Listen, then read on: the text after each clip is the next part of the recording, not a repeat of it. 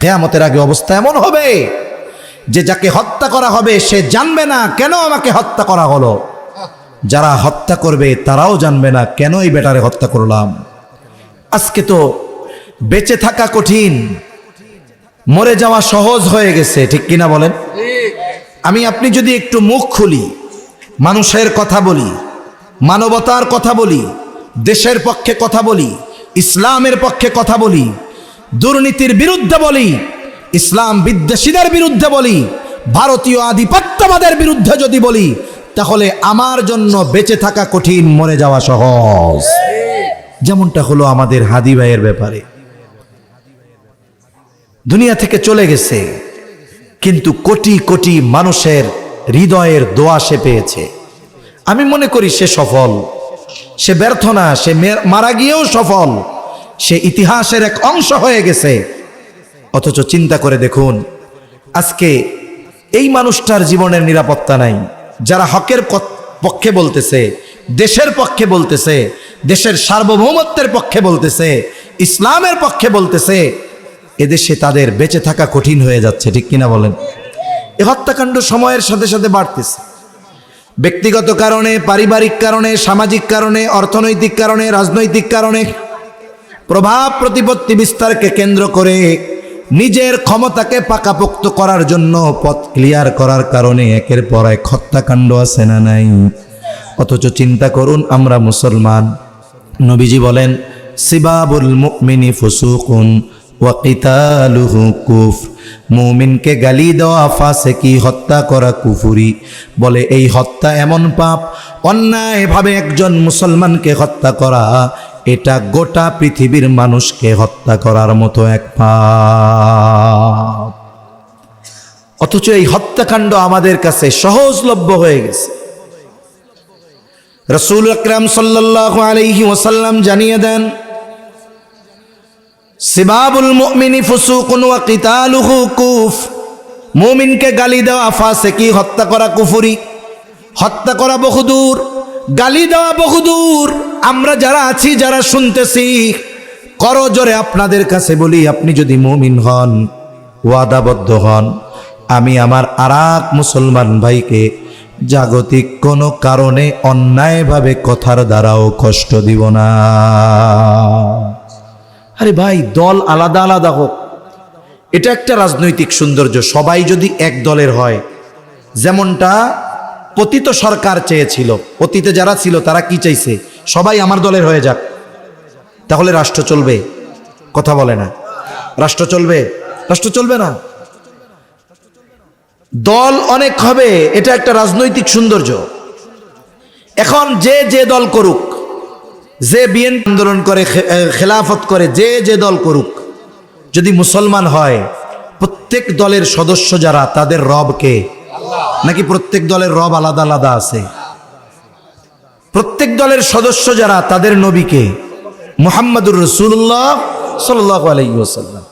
প্রত্যেক দলের যদি তারা ইমানদার হয়, কালিমাওয়ালা হয়, প্রত্যেকের কালিমা লা ইলাহা ইল্লাল্লাহ মুহাম্মাদুর রাসূলুল্লাহ। ও ভাই, তাহলে কেন আপনি এক কালিমার দাবিদার ভাইয়ের গায়ে হাত তোলেন? কেন আপনি তাকে বকা দেন? কেন আপনি তাকে হত্যা করেন? অথচ রাসূল আকরাম সাল্লাল্লাহু আলাইহি ওয়াসাল্লাম বলেন, ইবাদত করে আবেদ হওয়া যায়, মুসলমান হওয়া যায় না। আর আল্লাহ তাআলা বলেন নাই যে ওয়ালা তামুতুন্না ইল্লা ওয়া আনতুম আবেদুন, তোমরা আবেদ না হয়ে মরো না, এটা বলছে আল্লাহ? আল্লাহ বলেছেন ওয়ালা তামুতুন্না ইল্লা ওয়া আনতুম মুসলিমুন, তোমরা মুসলমান না হয়ে মৃত্যুবরণ করিও না। একেবারে অল্প সময় শেষ করে দিব ইনশাআল্লাহ। এখন মুসলমান কিসের দ্বারা হওয়া যায়? নবীজি সাল্লাল্লাহু আলাইহি ওয়াসাল্লাম বলেন, আল মুসলিমু মান সালিমাল মুসলিমুনা মিন লিসানিহি ওয়া ইয়াদিহি। নবীজি বলেন, প্রকৃত মুসলমান হলো সে যার জবান আর হাতের অনিষ্ট থেকে অপর মুসলমান থাকে নিরাপদ। আমি তাহাজ্জুদ পড়ি, আমি আওয়াবিন পড়ি, ইশরাক পড়ি, কিচ্ছু ছাড়ি না, কোরআন তিলাওয়াত করি, কিন্তু আমি মুসলমান ভাইকে বকা দেই, অন্য সব বাদ, কথার দ্বারাই কষ্ট দেই, তাহলে আমি প্রকৃত মুসলমান হতে পারি নাই। আর যে ব্যক্তি তাহাজ্জুদ পড়ে দৈনিক রাতে 70 রাকাত, কিন্তু তাদের হাতে মুসলমানদের রক্তে তাদের হাত রঞ্জিত হয়, ওই রকম তাহাজ্জুদ কোটি রাকাত পড়লেও কোনো দাম নাই, ঠিক কিনা বলেন?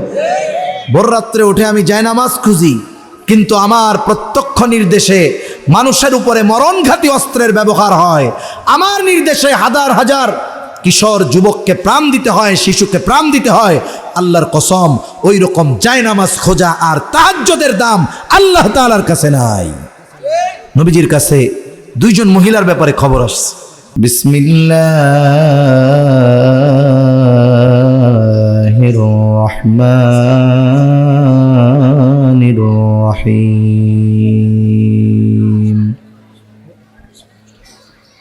ইন্নাল্লাহা ইনদাহু ইলমুস সাআহ ওয়া ইউনাজ্জিলুল গায়থ ويعلم ما في الأرحام وما تدري نفس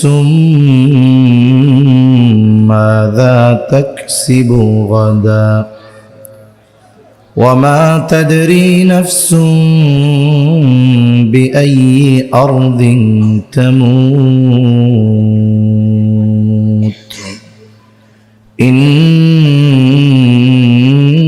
الله عليم خبير. وقال رسول الله صلى الله عليه وسلم لا تقوم الساعة حتى يقبض العلم وتكثر الزلازل ويتقارب الزمان وتظهر الفتن وتكثر الهرج وهو القتل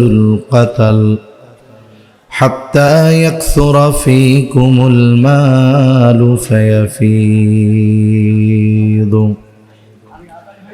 أو كما قال النبي صلى الله عليه وسلم صدق الله العلي العظيم وصدق رسوله النبي الكريم ونحن على ذلك لمن الشاهدين والشاكرين والحمد لله رب العالمين. سبحانك لا علم لنا إلا ما علمتنا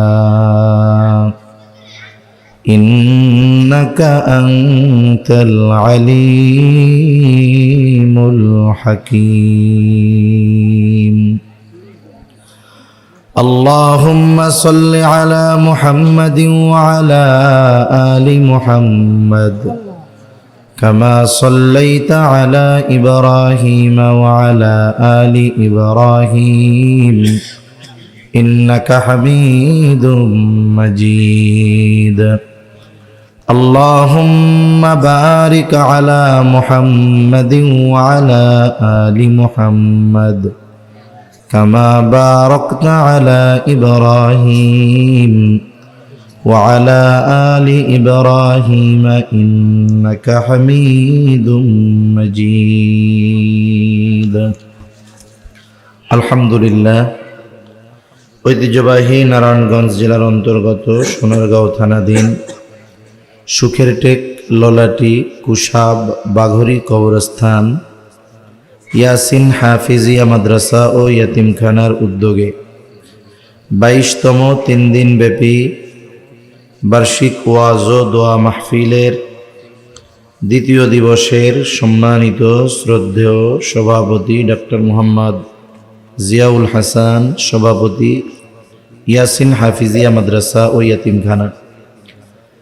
দ্বিতীয় দিবসের সম্মানিত প্রধান অতিথি প্রিন্সিপাল ডক্টর মোহাম্মদ ইকবাল হোসেন ভুইয়া, সংসদ সদস্য পদপ্রার্থী নারায়ণগঞ্জ 3, বিশেষ অতিথিবৃন্দ সহ সম্মানিত অতিথিবৃন্দ ও আমন্ত্রিত উলামায়ে কেরাম, সামনে উপস্থিত মুরব্বিয়ানে কেরাম, সমবয়সী যুবক বন্ধু, স্নেহের ছোট ভাই, মাইকের আওয়াজ যত দূরে যায়, নিজ নিজ স্থানে অবস্থানরতা সম্মানিতা শ্রদ্ধা মা ও বোন, আল্লাহ তাআলার দরবারে অগণিত শুকর যে মহান মালিক আমাদের বিজ্ঞ ওলামা হজরতদের জবানে খুবই গুরুত্বপূর্ণ কথা শ্রবণ করবার, সেই ধারাবাহিকতায় কিছু দ্বীনি কথা বলবার শ্রবণ করবার সুযোগ যে মহান মানিব দান করেছেন, সে মহান মানিবকে খুশি করার জন্য মহব্বতের সাথে অন্তর থেকে জবান খুলে কালিমাতুশ শুকর পাঠ করি আলহামদুলিল্লাহ।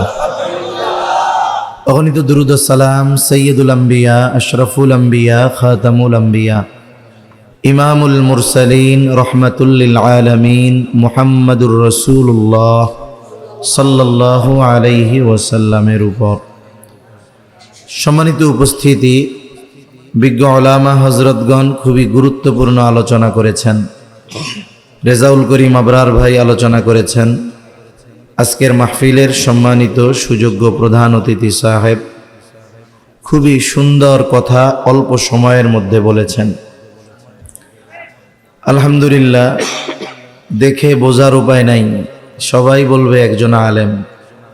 সবচাইতে বড় বিষয় হলো যে কোরআন তিলাওয়াত করলেন একেবারে সহি শুদ্ধ। একজন মুমিনের তো এটা কম্পালসারি এক গুণ থাকা দরকার ছিল যে তার তিলাওয়াত সহি শুদ্ধ হবে। আমরা দোয়া করি আল্লাহ তাআলা মুহতারাম ওনাকে ইসলামের খেদমতে, দেশের খেদমতে, দ্বীনের খেদমতের জন্য কবুল করেন।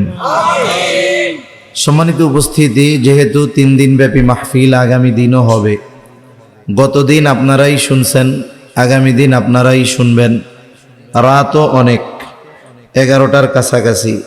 একেবারে অতি অল্প সময়ে কিছু কথা আপনাদের খেদমতে পেশ করবার নিয়তে পবিত্র কোরআনুল কারীমের প্রসিদ্ধ একটি সূরা, সূরা লোকমানের সর্বশেষ আয়াত ও রাসূল আকরাম সাল্লাল্লাহু আলাইহি ওয়াসাল্লামের অগণিত হাদিস থেকে একটা হাদিস পাঠ করেছি। আল্লাহ তাআলার কাছে তৌফিক চাই, আল্লাহ তাআলা কিছু কথা বলার তৌফিক দেন যেগুলো আমাদের সবার দুনিয়া আখিরাতের জন্য কল্যাণকর হয়। যে আয়াতখানা আপনাদের খেদমতে তিলাওয়াত করেছি, এই আয়াতের মধ্যে আল্লাহ সুবহানাহু ওয়া তাআলা গায়েব সম্পৃক্ত 5টি বিষয়ের কথা বলেছেন। কয়টি বিষয়? 5টি বিষয়ের কথা আল্লাহ তাআলা বলেছেন।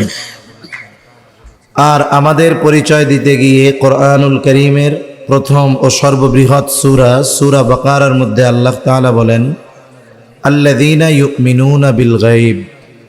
আমরা যে ইমানদার, আমরা যে মুত্তাকি, আমাদের পরিচয় দিতে গিয়ে আল্লাহ তাআলা সূরা বাকারার শুরুতেই বলেন আল্লাযীনা ইউমিনুনা বিল গায়ব। ইমানদার তো তারা, মুত্তাকি তো তারা যারা গায়েবের উপরে ঈমান এনেছে। আমি ওই গায়েব সম্পৃক্ত একটি আয়াতই আপনাদের খেদমতে তিলাওয়াত করেছি, যেই আয়াতে আল্লাহ সুবহানাহু ওয়া তাআলা গায়েব সম্পৃক্ত 5টি বিষয়ের কথা বলেছেন। কয়টি বিষয়? 5টি বিষয়। এবং অপর এক আয়াতে আল্লাহ তাআলা এই 5টি বিষয়কে মাফাতিহুল গায়েব, গায়েবের চাবি হিসাবে অভিহিত করেছেন। মুফাসসিরিনে কেরাম বলেন এই পৃথিবীতে গায়েব সম্পৃক্ত যত বিষয় আছে সবগুলো কোনো না কোনোভাবে এই 5টি বিষয়ের সাথে সংযুক্ত। এই 5টি বিষয়ের সাথে সম্পর্ক রাখে পৃথিবীর যত গায়েব সম্পৃক্ত বিষয় আছে। এজন্য আমি এই আয়াতকে সামনে রেখে লম্বা আলোচনা করব না, অধৈর্য হবেন না আশা করি ইনশাআল্লাহ।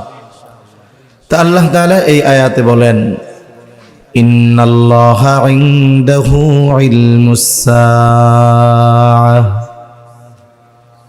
1 নম্বরেই আল্লাহ তাআলা বলেন নিশ্চয়ই কিয়ামতের ইলম একমাত্র আল্লাহ তাআলার নিকট। কিয়ামত কখন সংগঠিত হবে এর সুনির্দিষ্ট সময় দুনিয়ার কেউ জানে না, তবে কিয়ামত হবে এ ব্যাপারে কোনো সন্দেহ নাই, কারণ কিয়ামত সংগঠিত হওয়ার ওয়াদা দিয়েছেন আল্লাহ, আর এই ওয়াদার সত্যায়ন করেছেন সব নবী রাসূলগণ। এই যে দুনিয়াতে হাজারো অন্যায় অপরাধ পাপাচার, এই পাপাচার অথবা ভালো কাজ উভয়টার পূর্ণ প্রতিদান আল্লাহ তাআলা কিয়ামতের দিন দিবেন। আল্লাহ বান্দাকে ঠকাবেন না। দুনিয়াতে যারা ভালো কাজ করে, নেকের কাজ করে, দ্বীনি কাজ করে, দ্বীনের জন্য জীবন দেয়, এই মানুষগুলোর পূর্ণ প্রতিদান দুনিয়াতে দেওয়া সম্ভব নয়। আল্লাহ দিবেন, তবে কবে? ওই কিয়ামতের দিন। এজন্য আল্লাহ তাআলা বলেন, ওয়া ইন্নামা তুওয়াফাউনা উজুরাকুম ইয়াউমাল কিয়ামাহ। আল্লাহ বলেন, কিয়ামতের দিন তোমাদের দুনিয়ার কর্মের পূর্ণ প্রতিদান দেওয়া হবে। এই জন্য কিয়ামত প্রতিষ্ঠিত হবে, সংগঠিত হবে, এর ওয়াদা দিয়েছেন আল্লাহ। তবে কখন সংগঠিত হবে, এই সংগঠিত হওয়ার সুনির্দিষ্ট সময় একমাত্র যিনি জানেন তিনি কে? কিয়ামতের উপরে আমাদের সবার ঈমান আছে, বিশ্বাস আছে না নাই? আছে। তবে কখন সংগঠিত হবে এটা নবীজিও জানেন না। কখন সংগঠিত হবে এটা ফেরেশতাদের সরদার ওহীর বাহক জিবরাইল আলাইহিস সালামও জানেন না। আমাদের দেশে কিছু ভাইরা আছে, তারা বলে নবীজি আলিমুল গায়েব, নবীজি হাজের নাজের। আসলে তাদের অজ্ঞতা আর জানার কমতির কারণে বলে। নবীজি হাজের নাজেরও নয়, নবীজি আলিমুল গায়েবও নয়। আলিমুল গায়েব হাজের নাজের আল্লাহ, আর নবীজি আলিমুল গায়েব না হওয়ার কারণে, হাজের নাজের না হওয়ার কারণে আমার আপনার নবীজির সম্মান বিন্দু পরিমাণও কমে যাবে না। প্রসিদ্ধ একটা হাদিস আছে, হাদিসের এক নাম হলো হাদিস জিবরিল, আর এক নাম হলো উম্মুস সুন্নাহ। হাদিসে জিবরিল নাম হওয়ার কারণ হলো নবীজি সাল্লাল্লাহু আলাইহি ওয়াসাল্লামের কাছে সাহাবায়ে কেরামের উপস্থিতিতে জিবরাইল আলাইহিস সালাম এসেছেন। এজন্য হাদিসের নাম হলো হাদিসে জিবরিল। আসার উদ্দেশ্য হলো সাহাবায়ে কেরামকে দ্বীনের মৌলিক বিষয়গুলো শিক্ষা দেওয়া।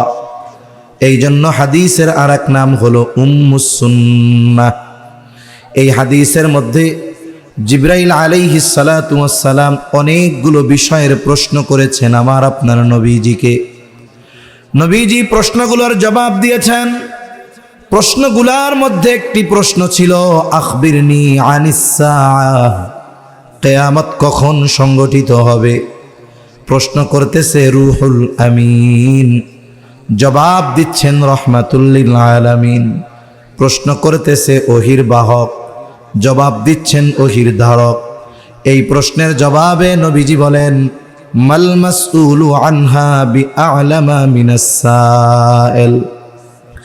কিয়ামত কখন হবে এই ব্যাপারে নবীজিকে প্রশ্ন করা হলো, নবীজি জবাব দেন, এই ব্যাপারে যাকে প্রশ্ন করা হয়েছে তিনি প্রশ্নকারীর চাইতে বেশি জানেন না। তার মানে কেমন যেন নবীজি বলেন, ভাই জিবরিল, কিয়ামত কখন হবে এই ব্যাপারে তুমিও যা জানো আমিও তা জানি। তার মানে কিয়ামত কখন সংগঠিত হবে এর সুনির্দিষ্ট সময় তোমার যেমন জানা নাই, আমারও তেমন জানা নাই। নবীজি সাল্লাল্লাহু আলাইহি ওয়াসাল্লামও জানেন না কিয়ামত কখন সংগঠিত হবে। তবে নবীজি আমাদেরকে কিয়ামতের কিছু আলামতের কথা জানিয়ে দিয়েছেন।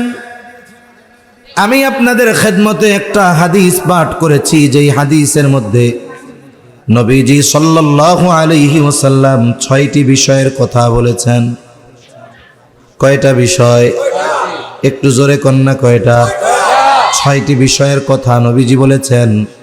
শুধু তাই না, নবীজি বলেন এই 6টি বিষয় যতক্ষণ সংগঠিত না হবে ততক্ষণ পর্যন্ত কিয়ামত সংগঠিত হবে না। এই 6টা বিষয় আমরা অল্প সময়ের মধ্যে জানব। যে বিষয়গুলো আমল করার করব, যে বিষয়গুলো ছাড়ার ছাড়ব ইনশাআল্লাহ। কোন জোরে কোন ইনশাআল্লাহ, একেবারে খাঁটি ইনশাআল্লাহ বলছেন তো? আল্লাহ তৌফিক দান করেন। কারণ আমাদের দেশে অনেক সময় মানুষ না কইতে পারে না, না না বলে ইনশাআল্লাহ বলে। কথা বুঝেন নাই? মনে করেন এক এলাকায় দাওয়াত ও তাবলীগের সাথী ভাইয়েরা আসছে, চিল্লার জামাত নিয়ে আসছে। এখন ওনারা তো শুধু ভালো রান্না করবেন খাবেন এটা উদ্দেশ্য না, উদ্দেশ্য এটাও থাকে যে আমরা এখানে আসছি মেহনত চালাইয়া কমপক্ষে একটা জামাত চিল্লার জন্য বাইর করতে হবে, তাই না? এখন ওনারা ওনাদের মেহনত চালাইয়া যাচ্ছেন।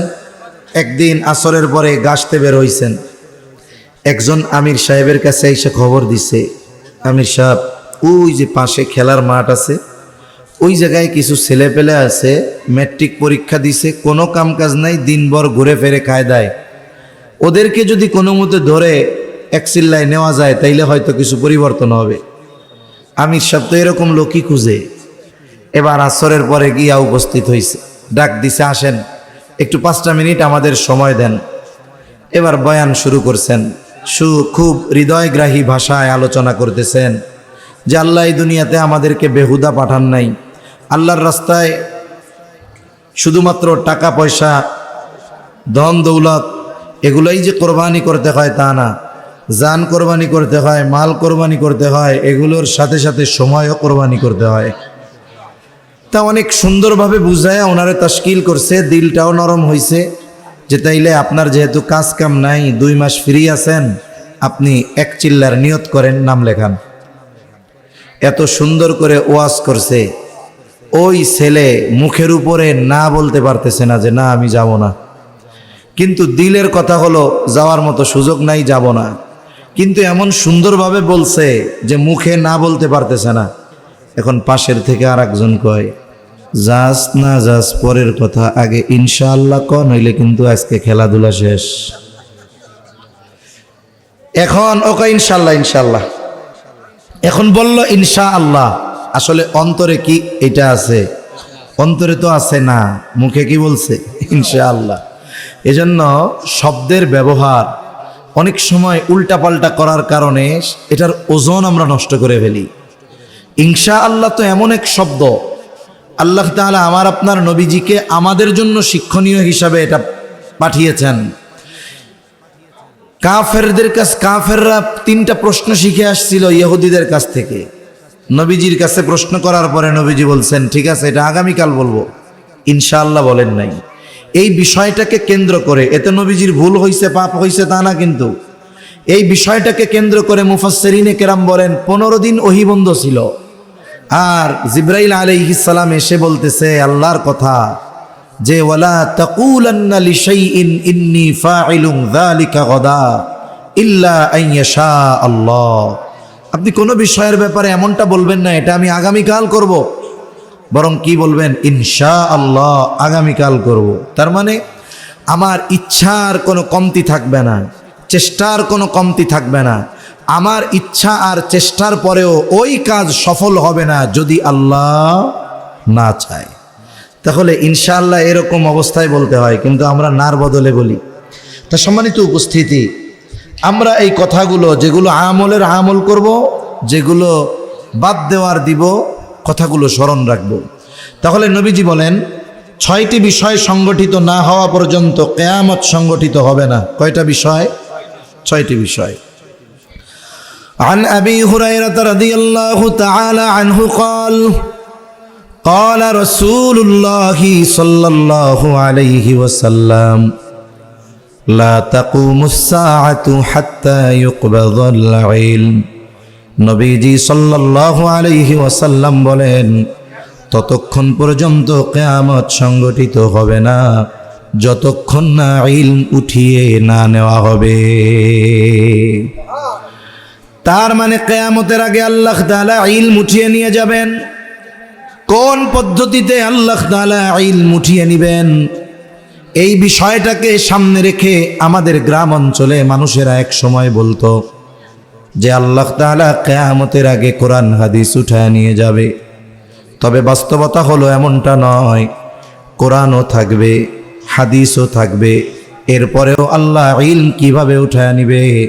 গ্রামের মানুষ এক সময় এই বিষয়কে সামনে রেখে বলতো যে ইমাম সাহেব সূরা ফাতিহা পড়ার জন্য ফজরের নামাজে তাকবীরে তাহরিমা বলবে, হাত বাঁধবে, সানা পড়বে, আউযু বিল্লাহ বিসমিল্লাহ পড়বে, এখন যেই সূরা পড়বে সেই সূরার নাম হলো ফাতিহা, কিন্তু দেখা যাবে ইমাম সাহেব সূরা ফাতিহা ভুলে গেছে। উনি দাঁড়ায় থাকবেন, মনে করবেন হয়তো আমাকে পেছন থেকে মুসল্লিরা স্মরণ করায় দিবে, কিন্তু অবস্থা তো এমন মুসল্লিরাও ভুলে যাবে। এইবার দীর্ঘ সময় পর ইমাম সাহেব নামাজ ছেড়ে দিয়ে মসজিদের তাক থেকে কোরআন হাতে নিয়ে সূরা ফাতিহা দেখতে যাবে, কিন্তু কোরআন খুলে দেখবে কোরআনের পাতাগুলোর মধ্যে কোনো লেখা নাই, সব পাতা সাদা হয়ে গেছে। এটা আগের মানুষ গল্পে বলতো যে এইভাবে এক রাত্রে আল্লাহ কোরআন উঠায় নিয়ে যাবে, অথচ বিষয়টা এমন নয়, বরং কোরআন লেখায় থাকবে, হাদিস লেখায় থাকবে। এরপরেও ইলম আল্লাহ কিভাবে উঠায় নিবেন? কোরআন আর হাদিস ইলমের উৎস, কোনো সন্দেহ নাই। তবে আল্লাহ তাআলা ইলমের হেফাজত করেন আলেমদের মাধ্যমে। আলেমদের মাধ্যমে আল্লাহ তাআলা ইলমের হেফাজত করেন। রাসূলুল্লাহ সাল্লাল্লাহু আলাইহি ওয়াসাল্লাম এই জন্য বলেন, আল্লাহ তাআলা বান্দার অন্তর থেকে একসাথে ইলম উঠায় নিবেন না। এমনটা হবে না যে সারা পৃথিবীর হাফেজে কোরআনেরা এক রাত্রে কোরআন ভুলে যাবে, মুফতি সাহেবেরা সব মাসলা মাসাইল ভুলে যাবে, মুহাদ্দিস সাহেবরা সব হাদিস ভুলে যাবে। এমনটা হবে না। তাহলে কেমনে আল্লাহ ইলম উঠায় নিবে? নবীজি বলেন, ওয়ালাকিন ইয়াকবিদুল ইলমা বিকবজিল উলামা, বরং আল্লাহ আলেমদেরকে উঠিয়ে নেওয়ার মাধ্যমে ইলম উঠায় নিয়ে যাবে। কোরআন থাকবে, হাদিস থাকবে, কোরআন হাদিস বোঝানোর মতো ব্যক্তি থাকবে না। সময়ের সাথে সাথে এই অবস্থা কমতে থাকবে, কারণ আজ থেকে অতীতে যারা ছিলেন তাদের কোরআন হাদিসের বুঝ যেমন ছিল, এখন যারা আছে তাদের তেমন না। আবার এনারা চলে যাবেন, এনাদের পরে যারা আসবে যোগ্যতায়, ইলমি বুঝ আর তাকওয়ায় তাদের চাইতে তারা হবেন নিচু। সময়ের সাথে সাথে এক সময় এই অবস্থাটা শূন্যের কোঠায় পৌঁছায়া যাবে।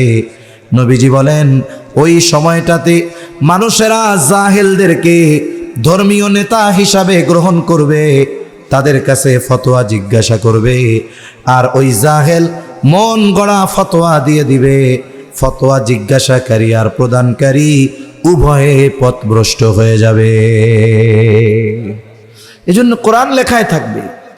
বরং এখন তো কোরআনুল কারীম আগের চাইতে আরো সুন্দর। আমরা ছোটবেলায় যে কোরআন পড়ছি, দেখা যাইতো অনেক সময় ছাপাখানার ভুলের কারণে কফ হয়ে যাইতো ফা, ফা হয়ে যাইতো কফ। যে জায়গায় একটা ফোঁটা পড়বে ছাপাখানার ভুলে দুইটা পড়ে গেছে।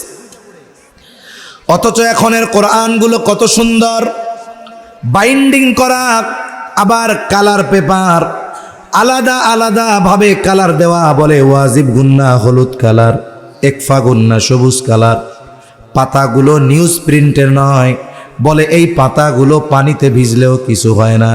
কিন্তু আফসোস, কোরআনের ছাপা লেখা চকচকা ঝকঝকা হয়েছে, কিন্তু বলেন তো সময়ের সাথে সাথে কোরআনের আমল কমেছে না বেড়েছে?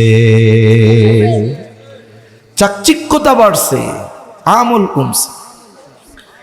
নবীজি সাল্লাল্লাহু আলাইহি ওয়াসাল্লাম আর হাদিসে বলেন, ইউশিকু আন ইয়াতিয়া আলান নাসি জামান লা ইয়াবকা মিনাল ইসলামি ইল্লা ইসমুহু ওয়া লা ইয়াবকা মিনাল কুরআনি ইল্লা রাসমুহু মাসাজিদুহুম আমিরাতুন ওয়া হিয়া খারাবুম মিনাল হুদা।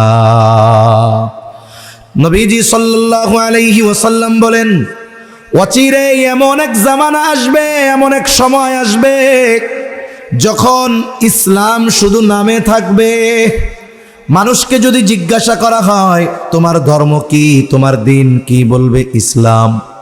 নিজের পরিচয় দিবে আমি মুসলিম, কিন্তু শুধু নামেই থাকবে মুসলিম, পরিচয় দিবে ধর্ম ইসলাম, কিন্তু ইসলামের নাম গন্ধ মানুষের মধ্যে থাকবে না, ইসলামী অনুশাসন থাকবে না। ব্যক্তি থেকে নিয়ে রাষ্ট্র, সংসার থেকে নিয়ে সংসদ, কোথাও ইসলাম নাই, আছে? ব্যক্তিগত জীবনেও তো ইসলাম নাই। ইসলামের কিছু বিষয় আছে ব্যক্তি নিজে মানবে, কিছু বিষয় আছে বাস্তবায়নের জন্য শরঈ শাসন দরকার, সেটা একদিকে রাখলাম। কিন্তু ব্যক্তিগতভাবে যেই বিষয়গুলো মানার সুযোগ আছে, আমরা ইসলামের ওই বিষয়গুলোও ঠিকমতো মানি না। এরপরে নবীজি বলেন, ওয়ালা ইয়াবকা মিনাল কুরআনি ইল্লা রাসমুহু, ইসলাম থাকবে না, নামে থাকবে, কোরআন থাকবে, বলে শুধু লেখায় থাকবে, কিন্তু কোরআনের আমল মানুষের মধ্যে থাকবে না। আমল তো এক পাশে রাখেন, একটা সময় তো প্রত্যেকটা ঘরে সকালবেলায় সন্ধ্যাবেলায় কোরআনের তিলাওয়াত হতো, কিন্তু আফসোস এখন সকাল সন্ধ্যায় কোরআনের তিলাওয়াত আমাদের ঘরগুলোতে নাই। আমরা ছোটবেলায় দেখছি, তখন কারেন্ট ছিল না, মোবাইল ইন্টারনেট কিচ্ছু ছিল না, এক ভালো জীবন ছিল তখন।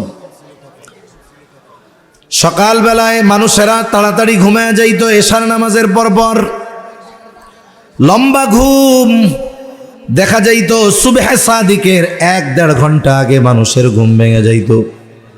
মহিলারা উঠে যাইত, উঠান ঝাড়ু দিয়ে পরিষ্কার করত, বাহির বাড়ি রাস্তাটাও ঝাড়ু দিয়ে দিত। এখনো সুবহে সাদিকের বাকি 40 মিনিট, আধা ঘন্টা। এবার বাড়ির পুরুষদেরকে ঘুম থেকে উঠায়া দিত। পুরুষেরা উঠে অজু করে, মহিলারা পুরুষেরা তাহাজ্জুদের সালাতে দাঁড়ায় যাইত। এখন তো ঘরের মধ্যে তাহাজ্জুদ এটা কল্পনা, অথচ একটা সময় ছিল প্রত্যেকটা মুসলমানের বাড়িতে তাহাজ্জুদ এটা স্বাভাবিক এক ইবাদত ছিল। নারী পুরুষ তাহাজ্জুদের সালাতে দাঁড়ায় যাইত, যায় নামাজে অপেক্ষমান। ইতিমধ্যে মসজিদ থেকে আজানের আওয়াজ, মহিলারা ওই অবস্থায় ফজরের নামাজ শেষ করে ফেলত। আর পুরুষেরা বাড়ির অন্যান্য যারা ছিল সবাইকে ডেকে মসজিদে নিয়ে যাইত। মক্তব আর এই নামাজের জন্য প্রস্তুতি নিয়ে আমরা বের হয়ে যাইতাম। ফজরের নামাজ পড়ে আমরা মক্তবে, আর বাড়ির পুরুষেরা ফজরের পরে তাসবিহ তাহলিল শেষ করে বাড়িতে চলে আসতো। মধ্যে লম্বা একটা সময় আজান থেকে নিয়ে, এই সময়ের মধ্যে মহিলাদের নামাজ শেষ, কোরআন তিলাওয়াত শেষ। এইবার তারা হালকা নাস্তা, চা, মুড়ি, গুড় মুড়ি নিয়ে বাড়ির অন্যান্য পুরুষদের জন্য অপেক্ষায় থাকত। এইবার সকালের হালকা নাস্তা করবার পর মহিলারা সংসারের অন্য কাজে ব্যস্ত হয়ে যাইত। আর প্রতিটা পুরুষ কেউ বারান্দায়, কেউ বা কাচারি ঘরে কোরআন তিলাওয়াতের আমল শুরু করে দিত। প্রত্যেকটা মুসলমান বাড়িতে এই আমল ছিল এক সময়। পড়া শুদ্ধ হোক কিংবা অশুদ্ধ সেটা পরে, কমপক্ষে সকালবেলা শুরু হতো কোরআন তিলাওয়াত দিয়ে। কমপক্ষে কোরআনের আয়াতগুলার নিচে হাতটা চালাইতো। যখন পড়া শেষ হতো কোরআনটারে বুক কপালে চুমা দিয়া এরপরে আবার গিলাফে রাখতো। সন্ধ্যায় আবার নামাবে। কিন্তু আফসোস, সময়ের সাথে সাথে এই তিলাওয়াত এখন নাই। আফসোসের কথা, আমল নাই, তিলাওয়াত নাই, বলে ওই কোরআনের প্রতি আজমত আর মহব্বত নাই। অনেক বাড়িতে কোরআন এতদিন তাকে রইছে, এক সময় উই পোকায় কেটে দিছে। এবার আইনা মসজিদে কয় হুজুর ধরেন, বাঁচান। আবার কতজন 15 বছর আগে মা মারা গেছে, বাবা মারা গেছে, কোরআন বাইর করছিল, ওই যে বেঁধে রাখছে, বাইর করে না, অপেক্ষায় আছে মা মরলে বাইর করবে। আছে না নাই? আবার কত জায়গায় এমন দৃশ্য দেখার তিক্ত অভিজ্ঞতা হয়েছে, বলে মসজিদ কত সুন্দর, ফ্লোরটা মার্বেল করা, উপরে ঝাড়বাতি, হরেক রকমের ডেকোরেশন জিপসাম করা, মসজিদের মধ্যে এসি লাগানো, একেবারে চাকচিক্যতার অভাব নাই। নবীজি কেমন যেন 1500 বছর আগে এই কথাগুলোই বলেছেন, মাসাজিদুহুম আমিরাতুন ওয়া হিয়া খারাবুম মিনাল হুদা। মসজিদগুলো হবে চাকচিক্যময় কিন্তু হেদায়েত শূন্য। এখনের মসজিদগুলো অধিকাংশ এরকম দেখবেন, এটা একটা কমার্শিয়ালের মতো। আজানের সময় মসজিদ খুলবে, নামাজের 15 মিনিট পরে বন্ধ। আর যদি কেউ আসে, নামাজ পড়ার কোনো ব্যবস্থা নাই। আবার কিছু মসজিদে এমনটা দেখছি, এরকম চাকচিক্যময় মসজিদ, মসজিদের তাকে রাখা আছে কোরআন, মুসল্লিদের কোরআন পড়ার টাইম নাই, কারণ মসজিদ সাথে সাথে নামাজ শেষ বন্ধ হয়ে যায়। কোরআন তাকে থাকতে থাকতে ধুলা পড়তে পড়তে একটা সময় কোরআনের উপরে টিকটিকি তেলাপোকা পায়খানা করে রাখছে। কোরআন শরীফেরও যত্ন নাই, একটু গেলাপ পরাইতে পারে না, পরিচ্ছন্ন রাখতে পারে না। তাহলে কি হলো? বলে কোরআনের আমলও নাই, তিলাওয়াতও নাই, কোরআনের প্রতি আজমত মহব্বত নাই। জলজলা, ভূমিকম্প বেড়ে যাবে, ভূমিকম্প বাড়বে। 21 শতাব্দীতে ভূমিকম্প বেড়েছে, এটা ভূতত্ত্ববিদদের কথা। কেন ভূমিকম্প হয়? ভূতত্ত্ববিদরা বলে টেকটনিক প্লেটের নড়াচড়ার কারণে হয়। টেকটনিক প্লেটের নড়াচড়া, চাপ বা ঘর্ষণের কারণে ভূমিকম্প হয়। পৃথিবীতে প্রতিনিয়ত ভূমিকম্প হয়। ভূতত্ত্ববিদরা বলে প্রতিনিয়ত ভূমিকম্প হয়, ডেলি 50,000-এর উপরে। তবে মাত্রা কম। কেন? ধাক্কা আসতে, ঘর্ষণ আসতে, চাপ আসতে। তবে মাঝে মধ্যে কয়েক সেকেন্ডের জন্য চাপটা একটু বেশি, ধাক্কাটা একটু বেশি, ঘর্ষণটা একটু বেশি। তখন কি হয়? বলে এই যে কয়েক সপ্তাহ আগে যেই ভূমিকম্প হয়েছে, মোটামুটি বিল্ডিংয়ের মধ্যে যারা ছিল তারা টের পেয়ে গেছে। ভূমিকম্প জমিনে সংগঠিত একটি বিপর্যয়, মুসিবত। এটা এমন এক বিপর্যয় যে দুনিয়ার সারা প্রযুক্তি মিলেও এটার পূর্বাভাস দেওয়ার ক্ষমতা রাখে না। স্বাভাবিক যখন কোনো বড় ঝড় হবে, এর আগে আবহাওয়াবিদরা সতর্কতা দেয় আমাদের। কেন? বলে স্যাটেলাইট আবহাওয়ার অবস্থা নির্ণয় করে আমাদেরকে একটা সতর্কতা দেয়। কি বলে? বলে এই ঘূর্ণিঝড়টা বঙ্গোপসাগর থেকে 1000 মাইল দক্ষিণে অবস্থান করতেছে, বা 1000 কিলোমিটার দক্ষিণে। গতিবেগ কত? বলে বাতাসের গতিবেগ ঘন্টায় 100 কিলোমিটার। এখন ওই উত্তর থেকে দক্ষিণে যদি বাতাস প্রবাহিত হয়, তাহলে উপকূলে আসতে ওই ঘূর্ণিঝড়টার সময় লাগবে 10 ঘন্টা। কয় ঘন্টা? বাতাসের দিক এবং গতি, এই দুটো বিষয়কে নির্ণয় করে তখন ওই আবহাওয়াবিদরা বলে যে বঙ্গোপসাগর থেকে 100 মাইল দক্ষিণে, 100 কিলোমিটার দক্ষিণে আছে, বাতাসের গতিবেগ ঘন্টায় 100 কিলোমিটার। এই হিসাবে আগামীকাল সকাল 10টা নাগাদ এটা উপকূলে আঘাত হানতে পারে। এরকম খবর শুনছেন না আপনারা? এজন্য উপকূলে অবস্থানকারী সকলকে 7 নম্বর সতর্কতা সংকেত দেখাতে বলা হয়েছে। উপকূলে বসবাসকারী সকলকে নিরাপদে সরিয়ে নিতে বলা হয়েছে। এই মুসিবতের একটা সময় পাওয়া যায়, আল্লাহ তাআলা জ্ঞান দিছেন, এই জ্ঞানকে কাজে লাগিয়ে। কিন্তু ভূমিকম্প এটা এমন এক মুসিবত, বিপর্যয়, বলে সংগঠিত হওয়ার 1 সেকেন্ড আগেও কেউ জানে না যে এখন ভূমিকম্প হবে। এই অবস্থা, এমন এক বিপর্যয় কেন হয়? ভূতত্ত্ববিদরা বলে টেকটনিক প্লেটের নড়াচড়া বেড়ে যাওয়ার কারণে। তা টেকটনিক প্লেটের নড়াচড়া বাড়ে কেন? এই জবাব তাদের কাছে নাই। এ জবাব দিয়েছেন আল্লাহ। কে? জোরে বলেন, আরো জোরে, কে? আল্লাহ তাআলা বলেন, যাহারাল ফাসাদু ফিল বাররি ওয়াল বাহরি বিমা কাসাবাত আইদিন নাস লিয়ুযীকাহুম বা'দাল্লাযী আমিলু লাআল্লাহুম ইয়ারজিউন। আল্লাহ তাআলা বলেন, জলে স্থলে যত ধরনের বিপর্যয় হয়, সব বিপর্যয় এগুলো মানুষের হাতের কামাই। তার মানে এগুলো হওয়ার কারণ হলো আমাদের পাপ। আল্লাহ তাআলা বলেন, বান্দারে, যেই পরিমাণ পাপ তোমরা করো সেই পরিমাণ শাস্তি আমি আল্লাহ তোমাদের দেই না। যেই পরিমাণ পাপ আমরা করি, যদি ওই পরিমাণ শাস্তি আসতো তাহলে পৃথিবীতে আবার একটা মহাপ্লাবন হয়ে যাইত। আল্লাহ বলেন, লিউযীকাহুম বা'দাল্লাযী আমিলু, আমাদের পাপ সমূহের থেকে সামান্য পাপের সামান্য কিছু স্বাদ আল্লাহ আমাদের আস্বাদন করায়।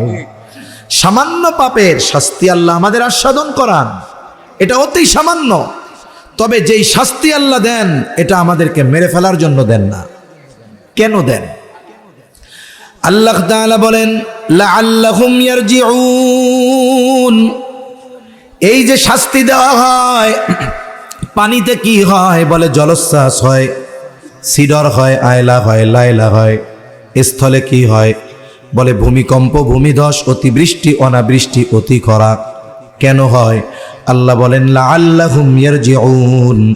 এই যে শাস্তি আল্লাহ সাধন করান, এটার উদ্দেশ্য হলো বান্দা যেন পাপের পথ পরিহার করে আল্লাহর পথে প্রত্যাবর্তন করে।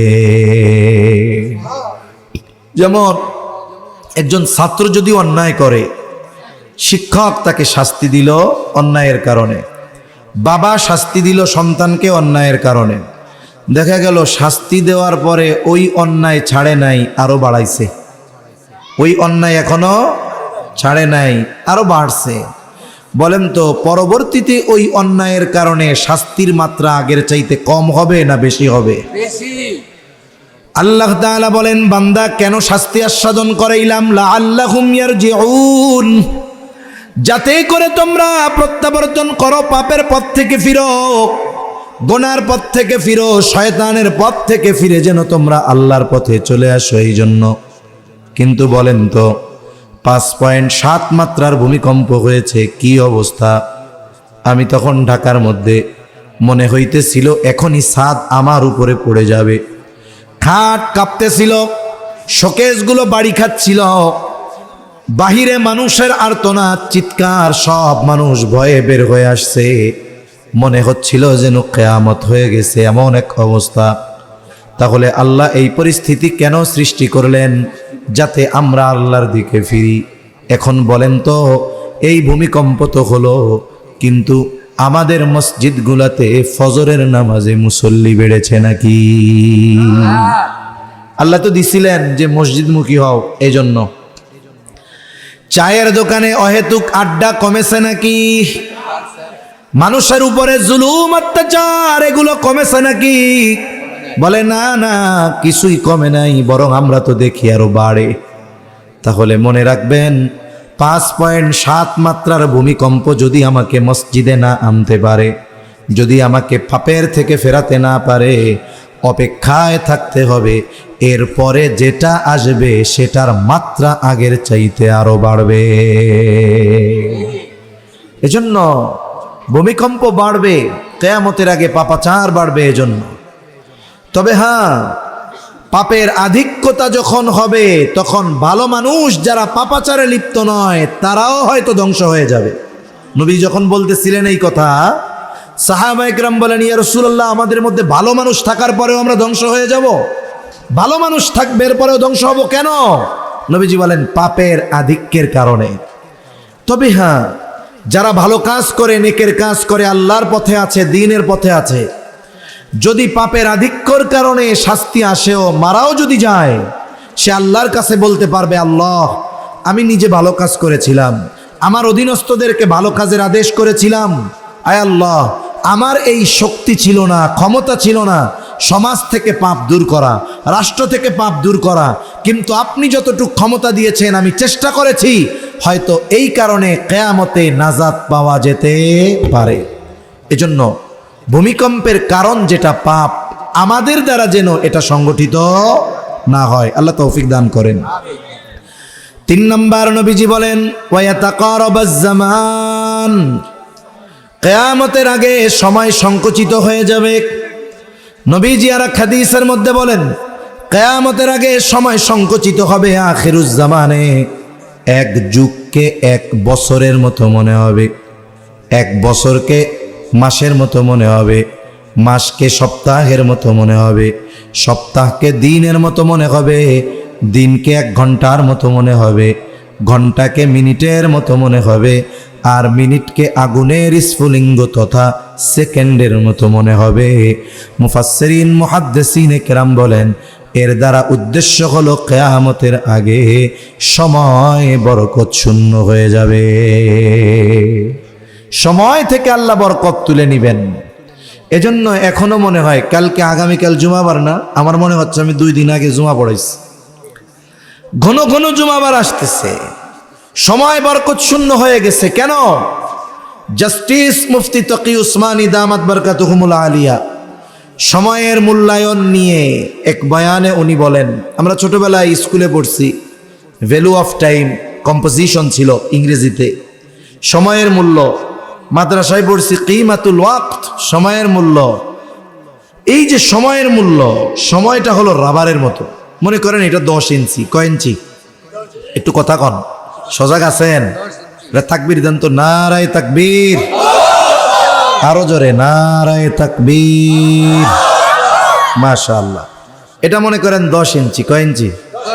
এটা একটা রাবার, মনে করেন এটা একটা কি রাবার। এটার যদি আমি টান দেই এটা হবে 100 ইঞ্চি। 100 ইঞ্চি হইল, কিন্তু এটা কি রাবার থেকে স্বর্ণ হবে না রাবারই থাকবে? তার মানে বোঝা গেল সময় হলো এমন এক জিনিস রাবারের মতো। মানুষ তার কর্মের মাধ্যমে এটারে 100 ইঞ্চি বানায় ফেলতে পারে, মানুষ তার কর্মের মাধ্যমে এটারে 10 ইঞ্চি বানায় রাখতে পারে। এজন্য সময় তো লম্বা হয় তখন, বরকতময় হয় তখন, যখন মানুষ সময়টাকে নেকের কাজে অতিবাহিত করে। মানুষ যখন ভালো কাজে সময় অতিবাহিত করে, তার ব্রেন বলে যে হ্যাঁ সময়টা খুব ধীরে ধীরে যাচ্ছে, সময়টা খুব কি যাচ্ছে? ধীরে ধীরে যাচ্ছে। এটা আপনি পরীক্ষা করবেন, সবাই পরীক্ষা করবেন। যে কোনো ভালো কাজে দেখবেন সময় যায় আস্তে আস্তে। তারপর আমি একটা উদাহরণ দিব। আচ্ছা, মনে করেন আপনাদের মসজিদে ফজরের নামাজে ইমাম সাহেবের স্বাভাবিক সময় লাগে নামাজে 10 মিনিট। কয় মিনিট? 10 মিনিট। ইমাম সাহেব যদি দীর্ঘদিন থাকে, মোটামুটি মুসল্লিরা ইমামের অ্যাটিটিউড সম্পর্কে মোটামুটি জানা হয়ে যায়, ওনার ব্যক্তিগত সম্পর্কেও জানে, নামাজ কোন ওয়াক্তে কয় মিনিট লাগে, মোনাজাত কদ্দুর লম্বা করে সব জানে, স্বাভাবিক টাইম। আর মুসল্লিদের সামনে ঘড়িও থাকে।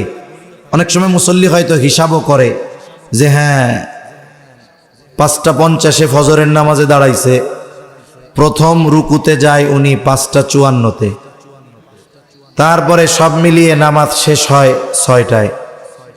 ইমাম সাহেব চিন্তা করছে আজকে বৃহস্পতিবারের রাত, একটা আমল আছে যে বৃহস্পতিবার জুমাবার রাত্রে সূরা সাজদা আর সূরা দাহার, প্রথম রাকাতে সূরা সাজদা, দ্বিতীয় রাকাতে সূরা দাহার, দুইটা সূরা সর্বমোট 5 পৃষ্ঠা। অন্যান্য দিন ইমাম সাহেবের 10 মিনিট লাগে কেন? উনি অন্যান্য দিন 10 মিনিট লাগার কারণ হলো উনি ফজরের নামাজে 2 পৃষ্ঠা তিলাওয়াত করে, প্রথম রাকাতে 1, দ্বিতীয় রাকাতে আরেক। ওই হিসাবে ওনার 5:54 প্রথমবার রুকুতে যায়। কিন্তু আজকের সূরা প্রথম রাকাতে কয় পৃষ্ঠা? 3 পৃষ্ঠা, দ্বিতীয় রাকাতে 2 পৃষ্ঠা। এখন আজকে তো 54 বেজে গেছে, হুজুর তো রুকুতে যায় না, আর টান টুন দিয়ে থামারও কোনো ভাববরাদ্দ নাই। 54 থেকে যখনই 55 বাজে, ইমাম সাহেবকে মুসল্লিরা সিগন্যাল দেওয়া শুরু করে দেয়। তো কিভাবে দেয়? এটা একটা জাতীয় সিগন্যাল। এ ব্যাপারে আমি এদেশে কোনো ইখতিলাফ পাই নাই, সবাই বলছে এটাই সিগন্যাল। এখন 55 পার হয়ে 56, 54 হয়ে গেছে, 55 হয়ে গেল, 56 হয়ে গেল, মিনিট 2টা বেশি লাগে গেল। এখনো কেন রুকুতে যায় না? এবার একজন না, পুরা মসজিদ ধইরা শুরু করছে। ইমাম সাহেব চিন্তা করে হায় রে, আমারে আর ওরা এই আমল করতে দিবে না, কি হয় না হয়, আল্লাহু আকবার। এখন উনি নামাজ শেষ করলেন, অন্য দিনের চাইতে মনে করেন ওনার 5 মিনিট বেশি লাগছে। এখন 15 মিনিট লাগলো, 5 মিনিট বেশি লাগলো। এই 5 মিনিট উনি কি কোনো অহেতুক কাজে ব্যয় করেছেন? ঈমানের পরে সবচাইতে গুরুত্বপূর্ণ যেই আমল নামাজ, এই নামাজের মধ্যে উনি ব্যয় করছেন শ্রেষ্ঠ ইবাদত, যেখানে আল্লাহর সাথে বান্দার সরাসরি কথোপকথন হয়। টাইম লাগছে কয় মিনিট বেশি, অথচ মুসল্লির মাইন্ড কি যে অনেক সময় লাগতেছে, এজন্য সে অধৈর্য হয়েছে, কাশাকাশি শুরু করে দিছে। ঠিকই এই মুসল্লি 6টার সময় নামাজ শেষ করে বের হয়ে ওই পাশে 4 দোকানে বসছে। এই যে বসছে ফজরের পর, এক বসায় উঠছে 11টায়। কয় ঘন্টা? জোরে কন না, কয় ঘন্টা? অথচ 5 মিনিটে কাশাকাশি জান বের হয়ে যাচ্ছে। 5 ঘন্টা পার হওয়ার পরে বলে ভাই কথা কিন্তু শেষ হয় নাই, জুম্মার টাইম হয়ে যাইতেছে, জুমার পরে আইসা বাকি কথা কমুনে। কয় ঘন্টা গেছে? চোখের পলকে, কষ্টও লাগে নাই। এই 5 ঘন্টা সময় বরকত শূন্য, এজন্য দ্রুত তার সাথে চলে গেছে। মুসল্লিকে যদি ইমাম সাহেব বলে একটু ফজরের পরে কোরআন তিলাওয়াত করেন, ইয়াসিন সূরাটা পড়েন, যেহেতু সূরাটা মোটামুটি 5 পৃষ্ঠার কাছাকাছি, যখনই 1 পৃষ্ঠা 2 পৃষ্ঠা পড়ে, এবার মুসল্লির গলা ব্যথা, জিহ্বা ব্যথা, মাজা ব্যথা, কোমর ব্যথা, চোখের ব্যথা সব শুরু হয়ে যায়। এইবার সূরা ইয়াসিন 5টা পৃষ্ঠা শেষ করতে পারে না, 3 মিনিটের মাথায় উঠে চলে যায়। বলে আমার মুরব্বী আর যুবক ভাই, কেউ মোবাইল শরীফ, কেউ টেলিভিশন শরীফ সামনে নিয়ে যখন বসে, মাজাও ব্যথায় না, কোমরও ব্যথায় না, চোখও ব্যথায় না, এক বসায় এক দেখায় 6 ঘন্টা চলে যায়, কষ্ট হয় না। খেলা দেখতেছে, খেলতেছে, ঘন্টা পার হয়ে গেছে, এত পরিশ্রম করে খেলতেছে ফুটবল ক্রিকেট, গিরা ব্যথায় না। নামাজে কেরাত বেশি হইলে একটু গিরা ব্যথানো শুরু হয়ে যায়। কি বুঝতেছেন? ওই সময়গুলো অহেতুক গুনার কাজে, এজন্য দ্রুততার সাথে চলে যাচ্ছে। আল্লাহ প্রদত্ত যত নেয়ামত আছে এই দুনিয়ায়, সবচাইতে দামি নেয়ামত গুলার মধ্যে অন্যতম দামি নেয়ামত হলো হায়াত, সময়। মানুষ মারা যাবার পরে কথা বলে, রাসূলুল্লাহ সাল্লাল্লাহু আলাইহি ওয়াসাল্লাম বলেছেন, কথা বলে তবে দুনিয়ার মানুষ শুনতে পায় না। যদি শুনতে পাইতো তাহলে ভয়ে দাফন কাফন করা বাদ দিয়ে দিত। আমরা শুনি না, কিন্তু শোনেন কে? আরো জোরে বলেন না কে? এক ধরনের মানুষ এক এক ধরনের কথা বলে। যেই মানুষগুলো হায়াত কাজে লাগায় নাই, পাপের কাজে অতিবাহিত করে দিয়েছে, ওই মানুষগুলাও ওই মরার পরে হায়াতের মূল্য বোঝে, কিন্তু করার কিছু থাকে না। তখন আল্লাহর কাছে বলে, ফায়াকুলা রব্বি লাউলা আখখারতানি ইলা আজালিন করিব فأصدق وأكن من الصالحين। ওই মানুষগুলো মারা যাবার পরে বলে, ও রব, আমাকে যদি কিছু সময়ের জন্য অবকাশ দেওয়া হতো, লাউলা আখখারতানি ইলা আজালিন করিব ফাআসাদদাক ওয়া আকুম মিনাস সালিহিন। ও রব, দুনিয়ার ওই হায়াতে সম্পদ দিয়েছিলেন, সদকা করতে পারি নাই, এবার যদি একটু যাইতে দেন সদকা করব। দুনিয়ার ওই হায়াতে ভালো কাজ করি নাই, পাপাচার আর অনাচারে হায়াত নষ্ট করে ফেলেছি। ও রব, যদি এবার একটু যাইতে দেন, ওয়া আকুম মিনাস সালিহিন, আমি সৎকর্ম করে সৎকর্মশীলদের অন্তর্ভুক্ত হয়ে যাইতাম। বলেন তো, ওই ব্যক্তি যত দরদ, যত আবেগ আর যত মায়া নিয়ে আল্লাহ তাআলার কাছে ফরিয়াদ করুক না কেন, আল্লাহ তাআলা ওই ব্যক্তিকে একটা সেকেন্ডের জন্য দুনিয়ায় আসতে দিবে নাকি?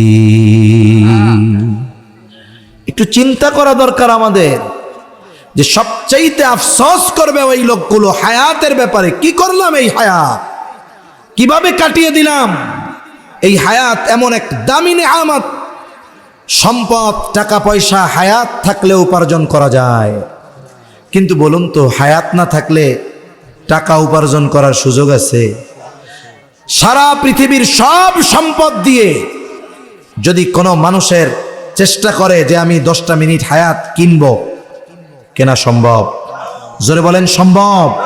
সম্ভব নয়। অথচ হায়াত যদি থাকে টাকা পয়সা উপার্জন করা সম্ভব। তা হাজার হাজার কোটি টাকার মালিক যারা, এরাও 500 টাকা খরচ করার আগে 5 বার ভাবে।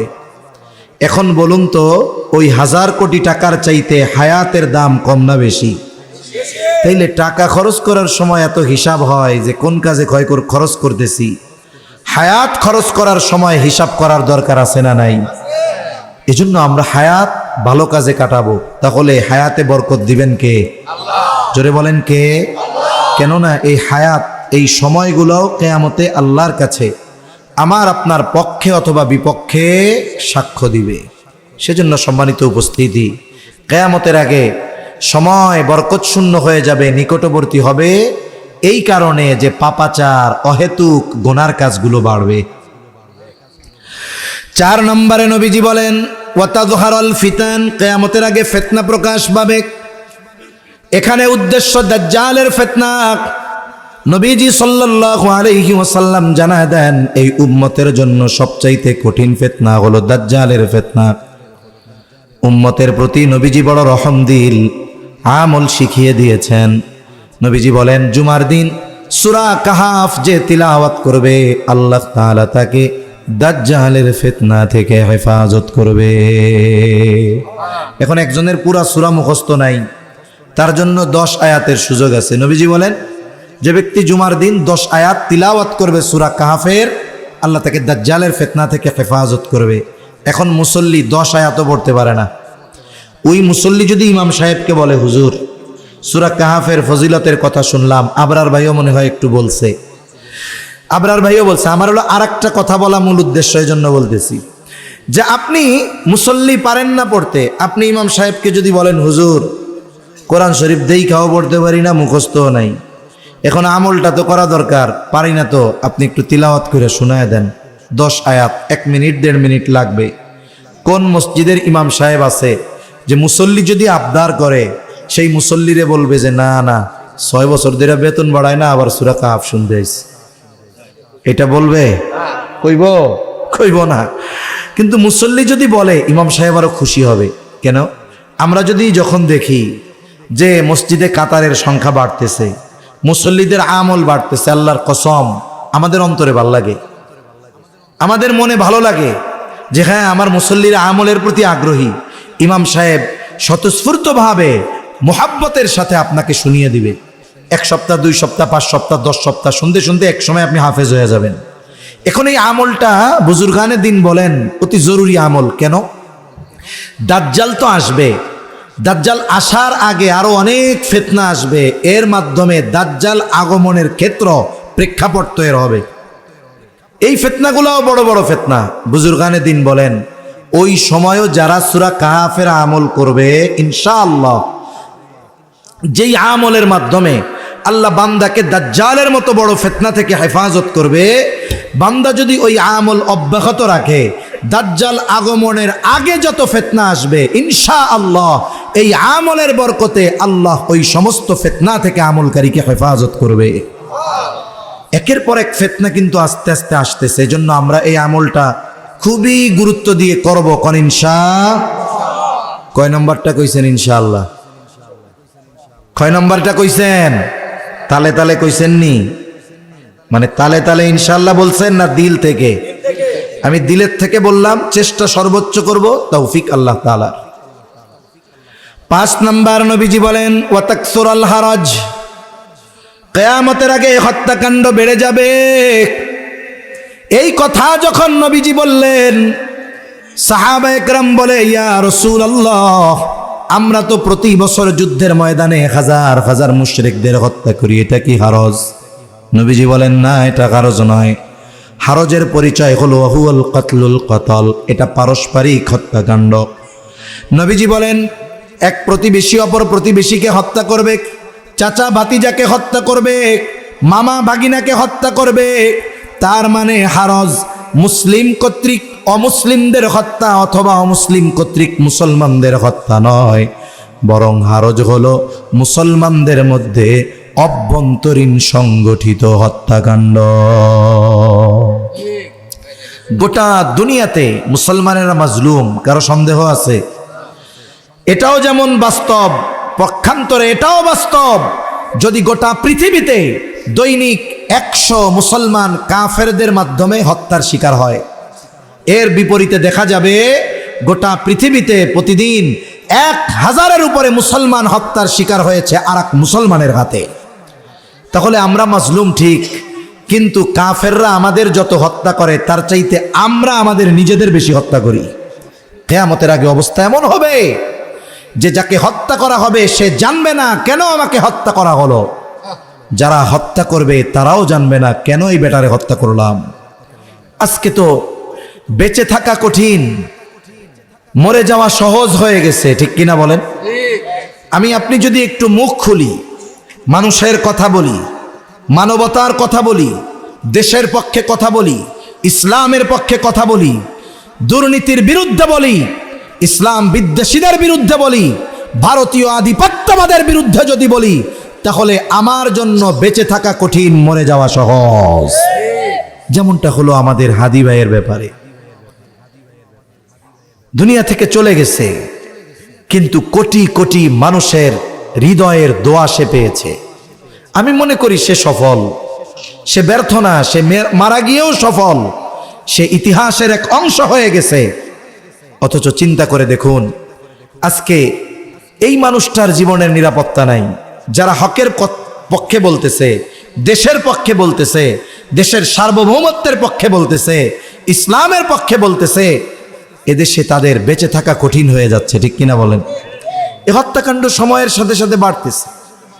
ব্যক্তিগত কারণে, পারিবারিক কারণে, সামাজিক কারণে, অর্থনৈতিক কারণে, রাজনৈতিক কারণে, প্রভাব প্রতিপত্তি বিস্তারকে কেন্দ্র করে নিজের ক্ষমতাকে পাকাপোক্ত করার জন্য পথ ক্লিয়ার করার কারণে একের পর এক হত্যাকাণ্ড আছে না নাই?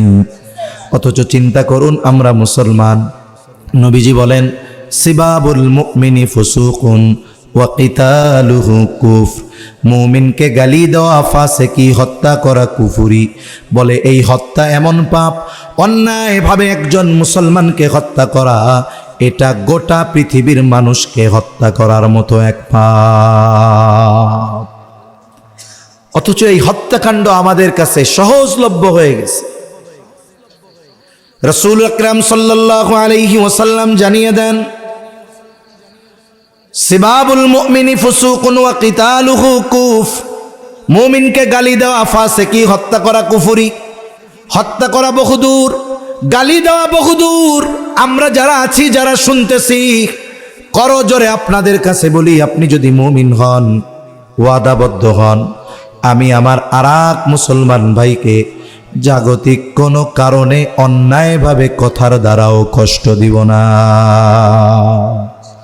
আরে ভাই, দল আলাদা আলাদা হোক, এটা একটা রাজনৈতিক সৌন্দর্য। সবাই যদি এক দলের হয়, যেমনটা পতিত সরকার চেয়েছিল, অতীতে যারা ছিল তারা কি চাইছে? সবাই আমার দলের হয়ে যাক, তাহলে রাষ্ট্র চলবে। কথা বলে না? রাষ্ট্র চলবে? রাষ্ট্র চলবে না। দল অনেক হবে, এটা একটা রাজনৈতিক সৌন্দর্য। এখন যে যে দল করুক, যে বিএনপি আন্দোলন করে, খেলাফত করে, যে যে দল করুক, যদি মুসলমান হয়, প্রত্যেক দলের সদস্য যারা, তাদের রব কে? নাকি প্রত্যেক দলের রব আলাদা আলাদা আছে? প্রত্যেক দলের সদস্য যারা, তাদের নবী কে? মুহাম্মাদুর রাসূলুল্লাহ সাল্লাল্লাহু আলাইহি ওয়াসাল্লাম। প্রত্যেক দলের যদি তারা ইমানদার হয়, কালিমাওয়ালা হয়, প্রত্যেকের কালিমা লা ইলাহা ইল্লাল্লাহ মুহাম্মাদুর রাসূলুল্লাহ। ও ভাই, তাহলে কেন আপনি এক কালিমার দাবিদার ভাইয়ের গায়ে হাত তোলেন? কেন আপনি তাকে বকা দেন? কেন আপনি তাকে হত্যা করেন? অথচ রাসূল আকরাম সাল্লাল্লাহু আলাইহি ওয়াসাল্লাম বলেন, ইবাদত করে আবেদ হওয়া যায়, মুসলমান হওয়া যায় না। আর আল্লাহ তাআলা বলেন নাই যে ওয়ালা তামুতুন্না ইল্লা ওয়া আনতুম আবেদুন, তোমরা আবেদ না হয়ে মরো না, এটা বলছে আল্লাহ? আল্লাহ বলেছেন ওয়ালা তামুতুন্না ইল্লা ওয়া আনতুম মুসলিমুন, তোমরা মুসলমান না হয়ে মৃত্যুবরণ করিও না। একেবারে অল্প সময় শেষ করে দিব ইনশাআল্লাহ। এখন মুসলমান কিসের দ্বারা হওয়া যায়? নবীজি সাল্লাল্লাহু আলাইহি ওয়াসাল্লাম বলেন, আল মুসলিমু মান সালিমাল মুসলিমুনা মিন লিসানিহি ওয়া ইয়াদিহি। নবীজি বলেন, প্রকৃত মুসলমান হলো সে যার জবান আর হাতের অনিষ্ট থেকে অপর মুসলমান থাকে নিরাপদ। আমি তাহাজ্জুদ পড়ি, আমি আওয়াবিন পড়ি, ইশরাক পড়ি, কিচ্ছু ছাড়ি না, কোরআন তিলাওয়াত করি, কিন্তু আমি মুসলমান ভাইকে বকা দেই, অন্য সব বাদ, কথার দ্বারাই কষ্ট দেই, তাহলে আমি প্রকৃত মুসলমান হতে পারি নাই।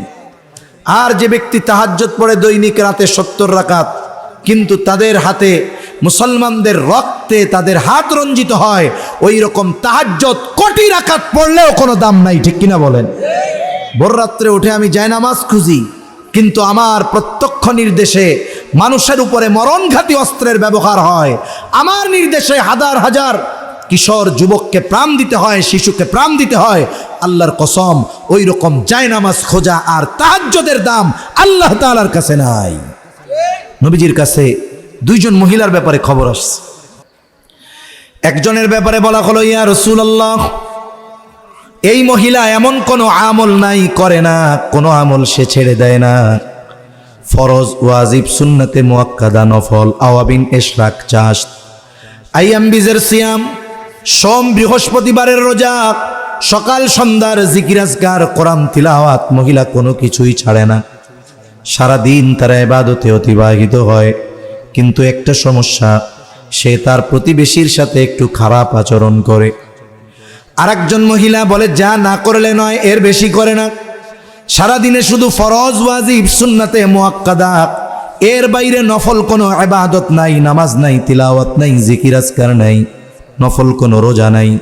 কিন্তু সে তার প্রতিবেশীর সাথে ভালো আচরণ করে। ইয়া রাসূলুল্লাহ, এই দুই মহিলার মধ্যে কে উত্তম? নবীজি যে বেশি ইবাদত করে তার কথা বলেন নাই, নবীজি বলেন যেই মহিলা তার প্রতিবেশীর সাথে ভালো আচরণ করে ওই মহিলা উত্তম। তাহলে ইবাদত দিয়ে উত্তম হওয়া যায় না, আখলাক দিয়ে উত্তম হওয়া যায়। এর জন্য আমরা ইবাদত যতটুকু না করলেই নয় করব, কিন্তু মানুষের সাথে আখলাক, আচার আচরণ, ব্যবহার এগুলোকে উন্নত করব কোন ইনশাআল্লাহ। 6 নম্বর নবীজি বলেন হাত্তা ইয়াকসুরা ফীকুমুল মালু ফায়াফিদু, কিয়ামত ততক্ষণ পর্যন্ত সংগঠিত হবে না যতক্ষণ না মানুষের মাল সম্পদ উপচিয়ে না পড়বে।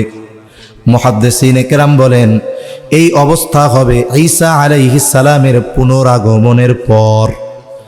ওনার প্রথম মূল আগমন হয়ে গেছে, এরপরে হবে পুনরাগমন। কখন? বলে দাজ্জাল আসবে যখন। ঈসা আলাইহিস সালাম দাজ্জালকে হত্যা করবে, এরপরে তিনি গোটা পৃথিবীতে ইসলামের দাওয়াত দিবেন। ওনার উপরে এক কিতাব নাজিল হয়েছিল, যেই কিতাবের নাম হলো ইনজিল।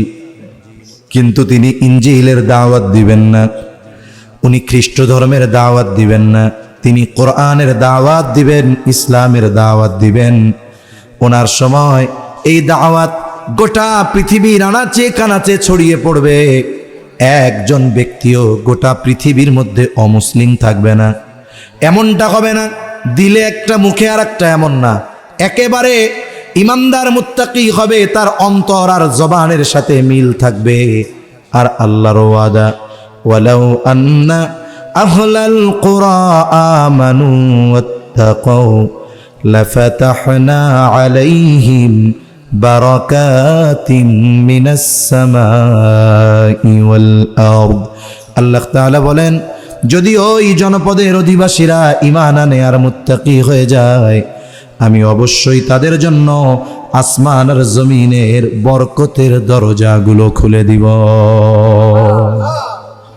যারা কৃষিকাজ করেন, মুরব্বী যারা আছেন তারা বুঝবেন, একটা সময় কিন্তু জমিনে এত সার ওষুধ লাগতো না, ওই রকম খরচই ছিল না। জিজ্ঞাসা করতাম কি করতেন, কয় সিজনের সময় যে সময় বৃষ্টি দরকার, বৃষ্টি হইতো, যতটুক দরকার ততটুক হইতো, বেশি হইতো না। এবার আমরা যাইতাম লাঙ্গল দিয়া সইসা সুন্দর মতো ধান লাগায় আসতাম, মধ্যে একটা নিড়ানি দিতাম, আর পুরা 3 মাস পর্যায়ে ধান কেটে বাড়ি নিয়ে আসতাম, কোনো খরচ নাই। কিন্তু এখন কত খরচ। কৃষিকাজ যারা করে সিজনে ধানের দাম, বলে হুজুর যা খাটছি সব ফাও, সমানে সমান, খরচ যা হয়েছে তা উঠছে, কিন্তু কায়িক পরিশ্রম যেটা হয়েছে এটা ফ্রি, এটার কোনো মূল্য পাই নাই। তা আসমান জমিনের বরকতের দরজা আল্লাহ খুলে দেবে। আর এখন কি হয় জানেন, বলে যে সময় হওয়ার দরকার না বৃষ্টি, ওই সময় বেশি হয়। স্বাভাবিক অতীতে হইতো কি, বলে ফসল কাটার সময় বৃষ্টি হইতো না, ওই সময় বৃষ্টি কম হইতো না। আর এখন কি হয়, একজনের ধান মোটামুটি ভালো হইছে, পাকছে, নিয়ত করছে আগামীকাল 20 জন লোক নিয়ে ধানগুলো কাইটে আনবো। রাতে এই চিন্তা করতেছে, সকালে কাজ করবে, সন্ধ্যার সময় লোকজন ঠিক করে আসছে। এখন দেখা যায় রাত 12টার সময় হঠাৎ করে গুড় গুড় আওয়াজ শুরু হয়েছে মেঘের। মনে মনে কি আল্লাহ রে, কি হবে আল্লাহ জানে। বৃষ্টি তো হইছে, কয় সাথে শিলাও পড়ছে। এখন বলেন তো, পাকা ধানের উপরে যদি শিলা বৃষ্টি হয়, পরের দিন ধান আনা বহুদূর, খেড়া নাই তো ঝামেলা। মানে যে টাইমে দরকার না ওই টাইমে হয় যখন এমন হয় একবারে প্লাবিত হয়ে যায়। কিন্তু আল্লাহ বলেন অবশ্যই আসমান জমিনের বরকতের দরজা খুলে দিব, জমিন উর্বর হয়ে যাবে, আসমান থেকে রহমতের বৃষ্টি বর্ষিত হবে, মানুষের এত পরিমাণ সম্পদ হবে যে মানুষের মন চাইবে যদি একটু সদকা করতে পারতাম, তবে গোটা পৃথিবী খুঁজে সদকা নেওয়ার মতো একজন মানুষও পাওয়া যাবে না। সুবহানাল্লাহ। নবীজি বলেন, এই অবস্থা যতক্ষণ না হবে কিয়ামত সংগঠিত হবে না। তাহলে আমরা এবার আয়াতের দিকে যাই, তরজমা করে মূল কথাগুলো বলে কথা শেষ। আল্লাহ তাআলা ওই আয়াতে 5টি বিষয়ের কথা বলেছিলেন। কয়টা? কিয়ামত কখন সংগঠিত হবে? আল্লাহ বলেন, নিশ্চয়ই কিয়ামতের ইলম সংগঠিত হওয়ার সুনির্দিষ্ট সময়ের জ্ঞান একমাত্র কার কাছে? আল্লাহর কাছে। নবীর কাছেও নাই, জিবরাইল আলাইহিস সালামের কাছেও নাই। নবীজি আলামত বলেছেন, অনেক আলামতগুলোর মধ্যে থেকে আমরা একটা হাদিসের আলোকে 6টি বিষয়ের কথা জানলাম। 2 নম্বর, আল্লাহ বলেন, ওয়ায়ুনাজ্জিলুল গায়থ, তিনি বৃষ্টি নামান। মেঘ হলে বৃষ্টি হয় না, মেঘ হলেই বৃষ্টি হয় না, তিনি বৃষ্টি নামান। অনেক সময় আমরা দেখি গোটা আকাশ কালো মেঘাচ্ছন্ন হয়ে গেছে, মানুষ চিন্তা করতেছে কাম সারছে, আজকে যে বৃষ্টি নামবে হাঁটু পানি হয়ে যাবে। কিন্তু একটু পরে কি দেখা গেল? একেবারে পরিষ্কার, বৃষ্টির ফোঁটাও পড়েনি। অথচ অনেক সময় এমন হয় গোটা আকাশে কোথাও মেঘ নাই, এমন নামা নামছে শুকনা জায়গায় মাজা পানি। হয় কি হয় না? তাহলে বৃষ্টি কি মেঘের জন্য হয় না আল্লাহ দেয়? আল্লাহই বৃষ্টি নামান। ওয়ায়ালামু মা ফিল আরহাম, মায়ের গর্ভে ছেলে না মেয়ে এটা দুনিয়ার কেউ জানে না, জানে কে? আর একজনে বলবে, হুজুর বলে কি, আমি দেখি নাতি হওয়ার 2 মাস আগে জানছি এটা ছেলে হবে। না না গো, আপনি জানছেন কখন? যখন আল্লাহ তাআলা আপনার নাতিকে মায়ের পেটে একটা আকৃতি দিছে। কিন্তু আপনার নাতি কি একবারে পোলা হইয়াই বাপের থেকে মার পেটের মধ্যে গেছে নাকি? কি গেছিল? বলে একটু শুক্রকীট। আল্লাহ তাআলা এটাকে কুদরতি প্রসেসিংয়ে এটারে এক সময় বানাইছেন রক্তপিণ্ড, এক সময় ছিল মাংসের টুকরা। বলেন তো দুনিয়ার কোন বিজ্ঞান আর আল্ট্রাসোনোগ্রাফি মেশিন আছে যে ওই রক্তের পিণ্ড আর মাংসের টুকরা রিচার্জ করে বলবে এটা ছেলে হবে না মেয়ে হবে? আছে? নাই। এরপরে আল্লাহ তাআলা বলেন, ওমা তাদরি নাফসুম মাযা তাকসিবু গাদা, কেউ জানে না আগামীকাল সে কি উপার্জন করবে। এজন্য মানুষের বর্তমান যে অবস্থা 2 ধরনের হয়। জাগতিক হিসাবেই ধরেন, একটা মানুষ টাকা পয়সাওয়ালা হয়, সম্পদওয়ালা হয়, পদবিওয়ালা হয়, পাওয়ার থাকে অনেক। এগুলো দিছে কে? আল্লাহ। জোরে বলেন কে? যেহেতু আল্লাহ দিছে এই নেয়ামত, ওই ব্যক্তির কি করতে হবে? শুকর। কি করতে হবে? সে হবে শাকের, কৃতজ্ঞতা প্রকাশকারী, যে না আমার রব আমারে দিছে। কিন্তু আফসোস, যাদের এগুলো থাকে অধিকাংশ সময় এরা শুকর করে না, এরা ফখর করে। অহংকার, কে বেটা আমার কি আছে জানোস, টাকা পয়সার অভাব আছে আমার, আমি জানোস কোন দলের লোক, আমি আমার পদ জানোস। তার মানে এগুলোর দ্বারা সে কি শুকর করে না ফখর করে? অহংকার করে। কিন্তু ও কি জানে যে আগামী দিন এই পরিস্থিতি তার থাকবে কি থাকবে না? জোরে বলেন জানে? মানুষ তো কত প্রসেসিং করে সাজায়, প্রশাসন তার, সেনা নৌ বিমান বাহিনী তার, ডিজিএফআই তার, এনএসআই তার, সব রাষ্ট্রীয় যত প্রতিষ্ঠান আছে সব তার। সে যখন রান্না হচ্ছিল, যেই খাবার দুপুরে খাবে, যখন টেবিলে পরিবেশন করা হচ্ছিল, একটু পরে খেতে বসবে, সে কি জানতো এই খাবার আমার নসিবে নাই? জোরে বলেন জানতো? অথচ এই খাবার সে খাইতে পারে নাই, অথচ সব সিস্টেম তার ছিল। এটা থেকে শিক্ষা নেওয়া দরকার ছিল আমাদের, যে এই অবস্থার পরেও সে থাকতে পারে নাই। রাদ্দা ভাত, টেবিলের উপরে পরিবেশন করা ভাত সে খেতে পারে নাই। আল্লাহ তাআলা সিস্টেম পাল্টায়া দিছে। এজন্য আগামীকাল আজকের যেই ক্ষমতা, আজকের যেই প্রভাব প্রতিপত্তি থাকবে কি থাকবে না এর কোনো নিশ্চয়তা আছে? এজন্য যার আছে তিনি শুকরিয়া আদায় করেন। এই পাওয়ার ক্ষমতা টাকা পয়সা দিয়ে আপনি জালেম হইয়েন না, কারণ জালেমের পরিণতি কি হয় কোরআনেও আছে, আমাদের দেশের ইতিহাসেও লেখা হয়ে গেছে। আর এক মানুষের অবস্থা কি হয় বলে, তার অবস্থা খুব খারাপ, অভাবে আছে, কষ্টে আছে, নামাজ কালাম পড়ে, অভাবেও আছে। আবার কি কয় জানেননি?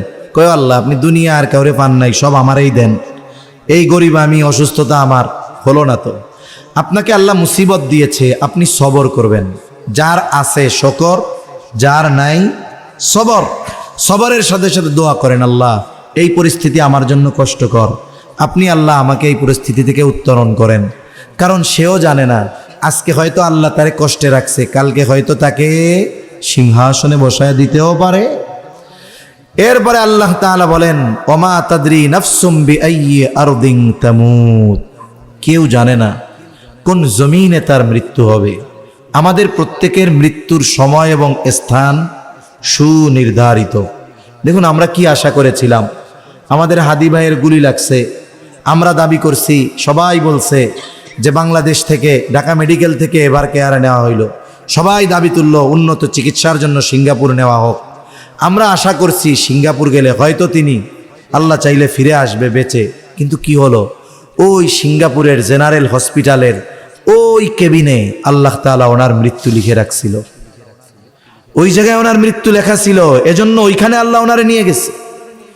আমাদের প্রত্যেকের মৃত্যুর সময় এবং স্থান সুনির্ধারিত, আমি আপনি কিন্তু জানি না, তবে সুনির্ধারিত। এজন্য কি উচিত, দুনিয়ার এই সামান্য হায়াতে অহংকার না করে, ফখর না করে, মানুষকে শত্রু না বানিয়ে মানুষের দোয়া পাওয়ার পাত্র হওয়ার চেষ্টা করেন। আরে ভাই, এই যে হাদি ছেলেটা তো আমাদের কোনোদিন চা খাওয়ায় নাই, আমাদের কোনোদিন চা খাওয়ায় নাই, দেখাও হয় নাই, কিন্তু তার দেশের জন্য, ইসলামের জন্য, মানুষের কল্যাণের জন্য তার যেই বলিষ্ঠ কণ্ঠস্বর, এই আওয়াজ যার কানে পৌঁছিয়েছে, তার হৃদয়ে যদি কপটতা না থাকে, অপবিত্রতা না থাকে, ওই রকম প্রত্যেকটা মানুষ হাদির জন্য দোয়া করেছে, ঠিক কিনা বলেন?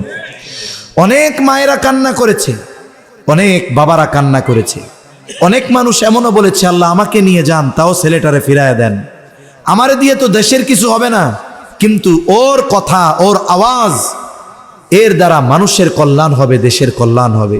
এজন্য জীবনটা এমনভাবে গড়েন যেন মারা যাওয়ার পরে আশেপাশের মানুষকে জানাজার মাঠে জোর করে বলাইতে না হয় যে লোকটা ভালো ছিল। মানুষ মনে করে, আমাদের দেশে আছে এই প্রচলন যে জানাজার আগে সবাইরে দিয়ে কয় লোকটা কেমন ছিল, কয় ভালো। কেমন ছিল? ভালো। কেমন ছিল? ভালো। মনে করে এই যে সবাই ভালো কইছে, ওর জন্য জান্নাতুল ফেরদাউস ওয়াজিব হয়ে গেছে। সারা জীবন করছে আকাম কুকাম আর মানুষেরটা মেরে গেছে, ঠিক কিনা বলেন? আমার আপনার এই প্রতিশ্রুতিতে কাজ হবে না। এজন্য জীবনটা এমন গড়েন, কাউরে কিছু বলা লাগবে না, জিজ্ঞাসা করা লাগবে না, ও যায় নামাজে বসে এমনিই আমার জন্য দোয়া করবে। এরকম যদি আমরা গড়তে পারি হায়াতটাকে, এটাই আমাদের সফলতা, ঠিক কিনা কোন? তাই 5টি বিষয় মাফাতিহুল গায়েব, বিশেষ করে কিয়ামত সম্পৃক্ত বিষয় নিয়ে আমরা একটু আলোচনা করলাম। কিয়ামত সংগঠিত হওয়ার সাথে সবচাইতে বেশি সম্পৃক্ত পাপের। আল্লাহ তাআলা আমাদেরকে যেন সকল ধরনের পাপ থেকে বেঁচে থাকার তৌফিক দান করে। সাথে সাথে আমার মৃত্যুতে কেউ যেন আলহামদুলিল্লাহ না বলে, এমন কাজ যেন আমার মাধ্যমে না হয়। যে আমাকে চিনে জানে, আমার মৃত্যুতে যেন কমপক্ষে আল্লাহর কাছে বলে যে আল্লাহ, মানুষটা ভালো ছিল, তারে আপনি মাফ করে দিয়েন। এমন জীবন গঠনের চেষ্টা করব তো ইনশাআল্লাহ। আমরা জাগতিক কারণে কোনো মুসলমান ভাইকে কষ্ট দিব না, জাগতিক কারণে কোনো মুসলমান ভাইকে কথার দ্বারাও কষ্ট দিব না। তবে হ্যাঁ, দ্বীনের ব্যাপারে আমার বাপও যদি হয়, ছাড় দেওয়া হবে না। আল্লাহ তাআলা আমাদেরকে দুনিয়ার এই হায়াত কাজে লাগিয়ে আখিরাতের পাথেও সংগ্রহ করার তৌফিক দান করেন, আমিন। ওয়া আখিরু দাওয়ানা আনিল হামদুলিল্লাহি রাব্বিল আলামিন। দোয়া করে দিন। আচ্ছা, দুরূদ শরীফ পড়ি আমরা। আল্লাহুম্মা সাল্লি আলা মুহাম্মদ وعلى آل محمد كما صليت على إبراهيم وعلى آل إبراهيم إنك حميد مجيد. اللهم بارك على محمد وعلى آل محمد كما باركت على إبراهيم وعلى آل إبراهيم إنك حميد مجيد. الحمد لله رب العالمين والعاقبة للمتقين والصلاة والسلام على خير خلقه محمد وعلى آله وأصحابه أجمعين. ربنا ظلمنا أنفسنا وإن لم تغفر لنا وترحمنا لنكونن من الخاسرين. ربنا آتنا في الدنيا حسنة وفي الآخرة حسنة وقنا عذاب النار. ربنا لا تزغ قلوبنا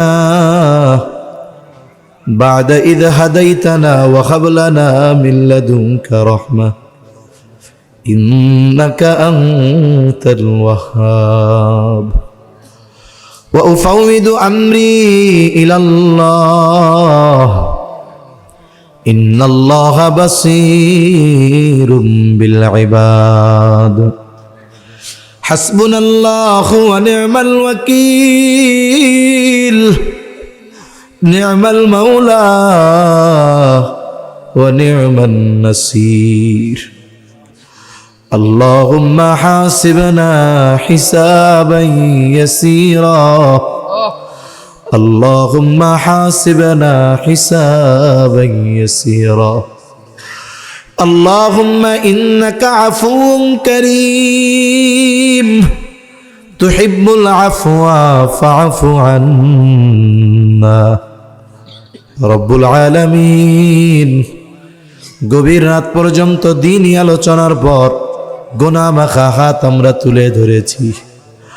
আয় আল্লাহ, যে যেখান থেকে হাত উঁচু করেছে আমাদের বিগত জীবনের সব ধরনের গুনাহগুলো আপনি মাফ করে দেন। আয় আল্লাহ, আমাদের আত্মীয় স্বজন দেশ বিদেশে যে যেখানে আছে মাফ করে দেন।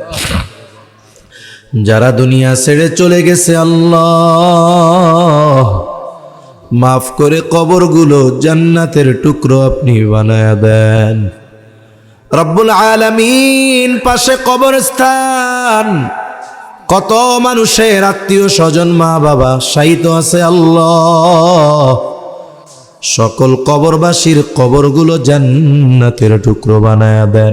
আমিন। আশেপাশে যত কবরস্থান আছে সকল কবরগুলো জান্নাতের টুকরো বানায়া দেন। আয় আল্লাহ, যারা অসুস্থ আছে সুস্থতা দান করেন আল্লাহ।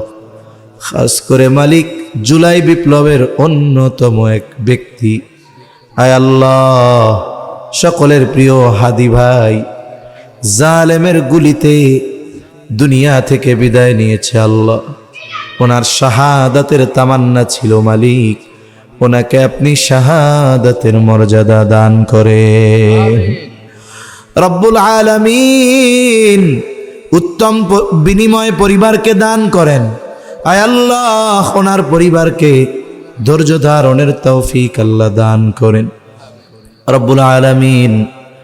খাস করে তামাম দুনিয়ার মুসলমানদের মধ্যে ঐক্য দান করেন। যেখানেই মুসলমানেরা মাজলুম আপনি তাদের জন্য সাহায্যকারী হয়ে যান আয় আল্লাহ। খাস করে আমরা যারা হাত উঁচু করেছি আমাদের মধ্যে হয়তো অনেকের মা নাই, অনেকের হয়তো বাবা নাই, অনেকে হয়তো নিজের হাতে মোহাব্বতের মা বাবাকে কবরে শুয়ায় রাখছে আল্লাহ। আয় আল্লাহ, মা বাবা কত বড় নেয়ামত, যার নাই সে বুঝে মা বাবা কত বড় নেয়ামত। দুনিয়ার অপর প্রান্তের খবর মুহূর্তের ভিতরে পাওয়া যায়, দেখা যায়। 3 হাত মাটির নিচে মোহাব্বতের মা বাবার কবরের খবর জানা যায় না, দেখা যায় না।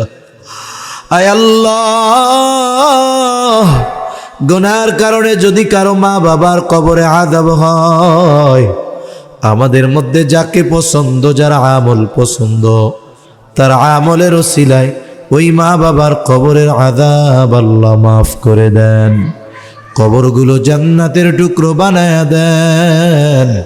কিয়ামতের দিন হিসাব সহজ করে জান্নাতের ব্যবস্থা করে দিয়েন। যাদের মা বাবা বেঁচে আছে সুস্থ দীর্ঘ নেক হায়াত আল্লাহ আপনি দান করেন আয় আল্লাহ। খাস করে মালিক যাদের সন্তান অবাধ্য সন্তানগুলারে বাধ্য করে দেন। প্রত্যেককে শারীরিক সুস্থতা, মানসিক প্রশান্তি, অর্থনৈতিক সচ্ছলতা দান করেন রব্বুল আলামিন। প্রতিটা পরিবারে দ্বীনের আবহাওয়া জারি করে দেন আয় আল্লাহ। খাস করে এই মাদ্রাসা আপনি কবুল করে নেন। এলাকাবাসী অত্যন্ত মহাব্বত করে এই প্রতিষ্ঠান। মালিক যে যেভাবে মাদ্রাসার জন্য সহযোগিতা করে সকলের সকল প্রকার সাহায্য সহযোগিতা আপনি কবুল করে নেন। মাদ্রাসার যত প্রয়োজনীয় সকল কবরবাসীর কবরগুলো জান্নাতের টুকরো বানায়া দেন। আমিন। আশেপাশে যত কবরস্থান আছে সকল কবরগুলো জান্নাতের টুকরো বানায় দেন। আয় আল্লাহ, যারা অসুস্থ আছে সুস্থতা দান করেন আল্লাহ। খাস করে মালিক জুলাই বিপ্লবের অন্যতম এক ব্যক্তি আয় আল্লাহ, সকলের প্রিয় হাদি ভাই জালেমের গুলিতে দুনিয়া থেকে বিদায় নিয়েছে আল্লাহ। ওনার শাহাদাতের তামান্না ছিল মালিক, ওনাকে আপনি শাহাদাতের মর্যাদা দান করেন রব্বুল আলামিন। উত্তম বিনিময় পরিবারকে দান করেন আয় আল্লাহ, ওনার পরিবারকে ধৈর্য ধারণের তৌফিক আল্লাহ দান করেন রব্বুল আলামিন। খাস করে তামাম দুনিয়ার মুসলমানদের মধ্যে ঐক্য দান করেন। যেখানেই মুসলমানেরা মাজলুম আপনি তাদের জন্য সাহায্যকারী হয়ে যান আয় আল্লাহ। খাস করে আমরা যারা হাত উঁচু করেছি, আমাদের মধ্যে হয়তো অনেকের মা নাই, অনেকের হয়তো বাবা নাই, অনেকে হয়তো নিজের হাতে মোহাব্বতের মা বাবাকে কবরে শুয়ায় রাখছে আল্লাহ। আয় আল্লাহ, মা বাবা কত বড় নেয়ামত, যার নাই সে বুঝে মা বাবা কত বড় নেয়ামত। দুনিয়ার অপর প্রান্তের খবর মুহূর্তের ভিতরে পাওয়া যায়, দেখা যায়। 3 হাত মাটির নিচে মোহাব্বতের মা বাবার কবরের খবর জানা যায় না, দেখা যায় না। আয় আল্লাহ, গুনার কারণে যদি কারো মা বাবার কবরে আযাব হয়, আমাদের মধ্যে যাকে পছন্দ, যার আমল পছন্দ, তার আমলের ওসিলায় ওই মা বাবার কবরের আযাব আল্লাহ মাফ করে দেন, কবরগুলো জান্নাতের টুকরো বানায়া দেন। কিয়ামতের দিন হিসাব সহজ করে জান্নাতের ব্যবস্থা করে দিয়েন।